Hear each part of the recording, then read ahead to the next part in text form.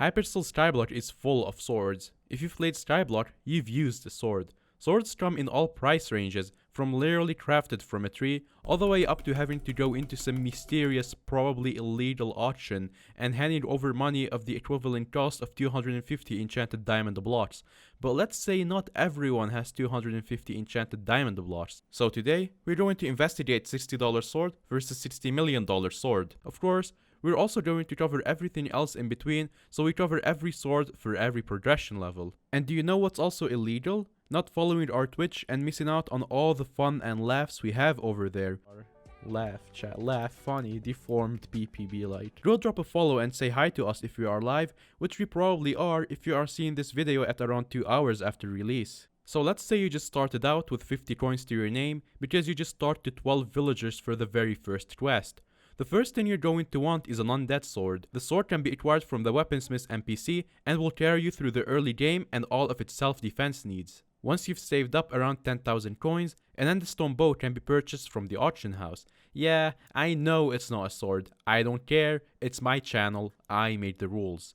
The endstone bow is great because its high damage stat is better than any other weapon in the range, and you can use it to safely kill anything at a distance to get the combat XP you need for unlocking the end. After chopping wood or having minions up, or whatever you've been doing, you can easily accrue 250,000 coins, where Raiders Axe makes a good investment, especially when enchanted, as it opens up the gateway to farming zealots. It's also not a sword, it's an axe, and I don't care. With a good set of potions, a set of ender armor, or even unstable armor, this can take you from early game to the mid game.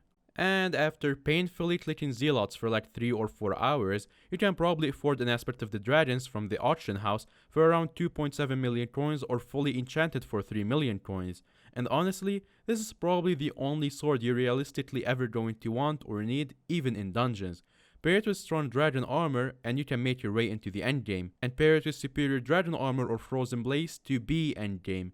And if you use a legendary dragon pet, you can deal the most damage possible in the game. Of course, you can still go one step further, the 50 mil Midas, or 69 mil Midas if you have the sense of humor of a 12-year-old. This is the most damage you could be dealing when paired with frozen blaze and a blaze pet. Nothing else to say really, it's just pretty good.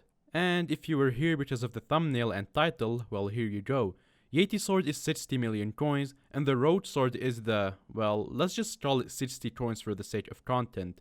The Yeti sword's ability is called Terran Toss, and it throws a chunk of terrain in the direction you are looking. It would be pretty useful for dungeons with the mage's ability scaling. The road sword's ability is that it just makes you faster. I mean, it's free and it's free speed. Don't let Technoblade know. And finally, some honorable mentions.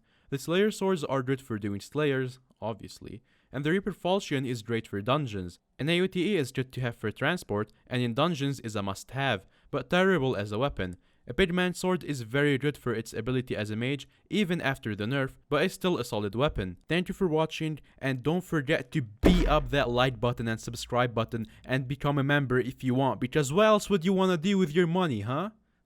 Okay, that was a bit aggressive. Hope you have a nice day. Bye. Please become a